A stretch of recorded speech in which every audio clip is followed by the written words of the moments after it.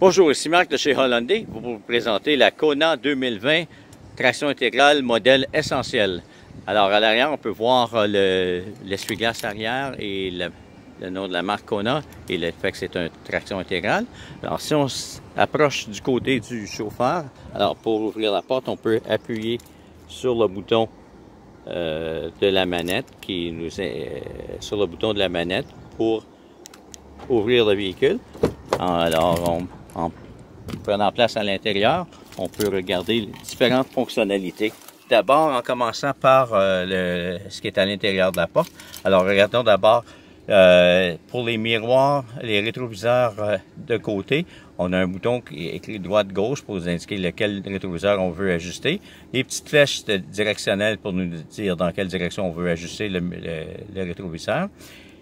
Ensuite, on a un bouton qui nous permet de verrouiller les fenêtres du véhicule. Pour verrouiller ou déverrouiller le véhicule à l'intérieur, de l'intérieur, on peut utiliser ce bouton-là, alors un cadenas fermé puis un cadenas ouvert. Du côté, derrière ça, on a les commandes des fenêtres électriques, donc les deux fenêtres à l'avant, les deux fenêtres à l'arrière. Tout ça est là pour votre confort. Ensuite, si on va du côté du tableau de bord, en bas à gauche, on voit ici une ampoule électrique avec un signe plus ou moins. C'est pour ajuster la luminosité du tableau de bord. Plus loin, on a une voiture qui dérape, alors c'est l'anti-patinage qui est en fonction par défaut et qu'on peut enlever en appuyant sur le bouton. Au bas, ici on a le bouton pour ouvrir le capot, ici. Alors ça c'est le bouton pour ouvrir le capot et les fusibles sont ici. De ce côté-ci, en simplement tirer sur la manette. Si on se transporte un peu plus à l'intérieur du véhicule, on peut voir la manette du contrôle des feux de direction. Donc, en levant vers le haut, on peut tourner vers la droite, en tournant vers le bas, en appuyant vers le bas pour tourner à gauche. Ensuite, on peut le réglage des phares. Si on règle à automatique, c'est la chose la plus simple puisque à partir de cette fonction-là, bien tout se fait automatiquement. On peut allumer les phares vont s'allumer automatiquement, s'éteindre automatiquement. Et si on a besoin des hautes, bien, ça va s'allumer automatiquement aussi. Si on va sur le volant maintenant, de ce côté-ci, on a la voix qui parle, la personne qui parle. Donc, c'est la commande vocale qui est activée par ce bouton-là. Le mode, c'est pour nous indiquer quel mode AM, FM, le radio et tout ça. Ensuite, le contrôle du volume avec les haut-parleurs plus ou moins. Et ici, pour sélectionner lorsqu'on choisit le mode ou changer de poste de radio, on peut le faire avec les petites flèches qui sont ici. En dessous, on a un téléphone ouvert qui nous permet de prendre un appel lorsque le téléphone sonne. Et à côté, c'est pour terminer l'appel ou éteindre le téléphone.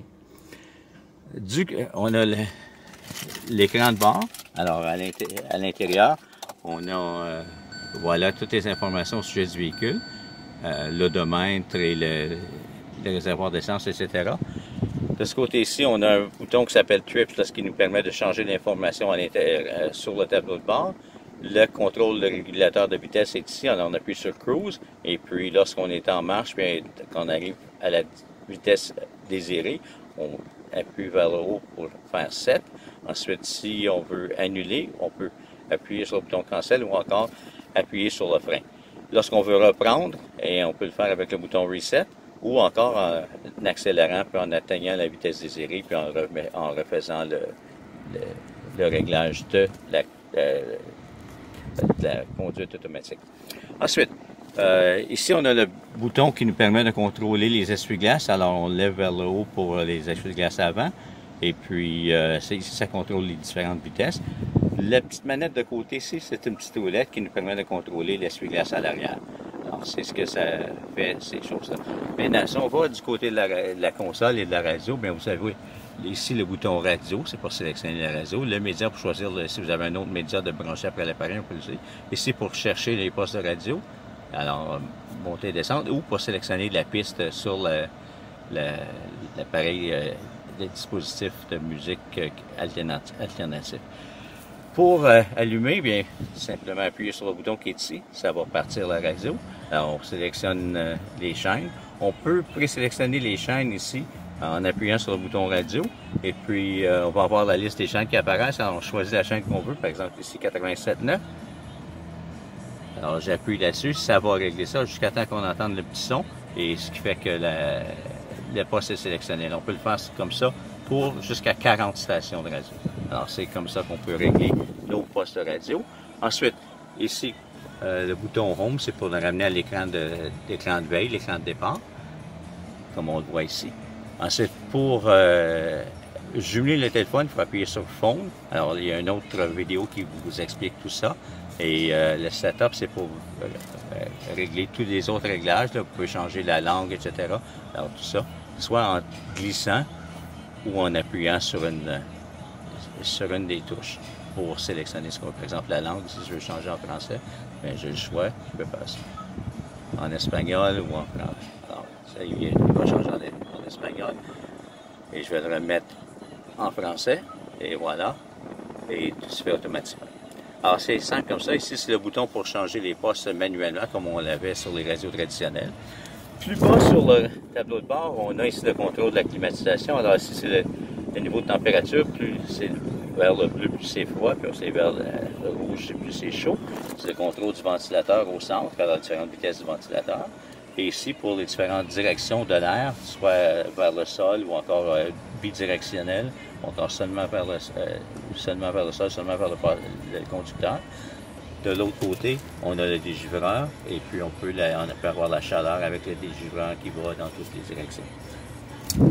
Sous ça, on a la climatisation, le dégivreur arrière et un indicateur qui nous dit que s'il y a quelqu'un assis dans le siège du passager, il n'y a personne assis dans le siège du passager, le sac gonflable ne se déploiera pas. Sous ça, en dessous de ça, on a 3 boutons. Donc ici, c'est une prise USB additionnelle par laquelle on peut brancher, mais ça va seulement que recharger un appareil, une prise auxiliaire et une prise USB dans laquelle on va brancher notre téléphone ou n'importe quel autre appareil. Et une prise additionnelle ici de 12 watts. Puisque c'est une traction intégrale dans ce véhicule-ci, on va voir un bouton ici qui s'appelle Drive Mode. On peut sélectionner le mode de conduite, soit sport, économique ou normal. On peut aussi verrouiller les 4 roues motrices en appuyant sur le bouton là. On ferait ça à basse vitesse parce qu'on est vraiment dans une situation délicate pour sortir. On a le contrôle du siège chauffant du côté conducteur, le contrôle du siège chauffant du côté passager et une assistance de descente de pente à pic. C'est fait comme ça nous aide, ça fait de la compression, ça permet au véhicule de ralentir sans nécessairement utiliser les freins. Alors, ce sont les caractéristiques de ce véhicule-ci. La Kona 2020 édition essentielle.